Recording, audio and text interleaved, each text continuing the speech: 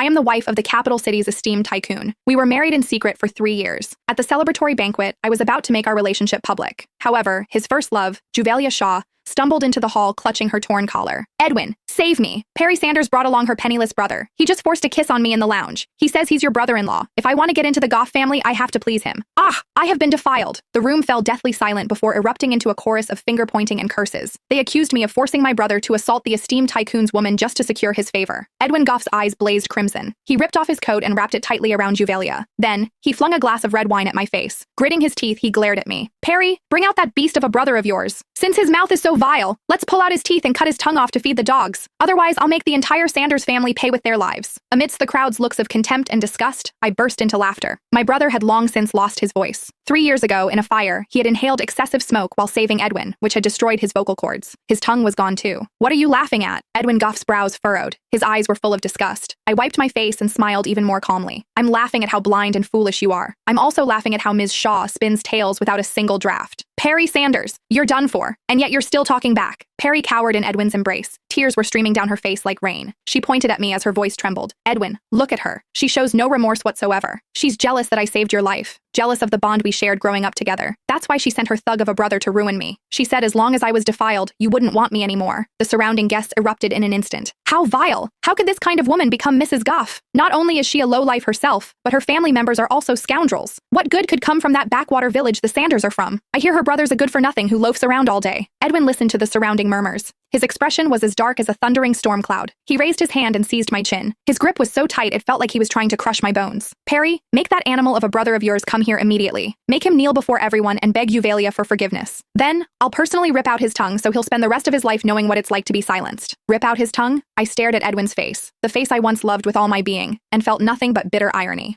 3 years ago, amidst a raging inferno just like this one, my brother had rushed into the flames to save Edwin, who had been trapped in the fire. Edwin was unconscious. My brother carried him on his back while inhaling toxic smoke and enduring scorching heat. In order to rouse the unconscious Edwin and clear a path for him, my brother's vocal cords were completely burned away. His tongue was necrotized and removed. When Edwin awoke in the hospital, he saw only Juvelia by his bedside. Juvelia claimed the credit and became the savior that he cherished deeply with all his heart. Yet the one who truly saved Edwin was despised and reviled just because he was disfigured and disabled. He was denied even the right to appear before him. Did he actually dare to cut out the last bit of tongue from the man who saved his life? Why? Afraid to call him over? Edwin sneered coldly. His eyes were filled with unchecked malice. Since you won't, I'll have someone drag him here. That shabby Sanders residence? I've had it under surveillance for ages. Guards, haul that beast FM Sanders over here. There's no need. I cut him off while slowly pulling out my phone. I'll call him myself. However, Edwin, how about we make a bet? Edwin narrowed his eyes. What gives you the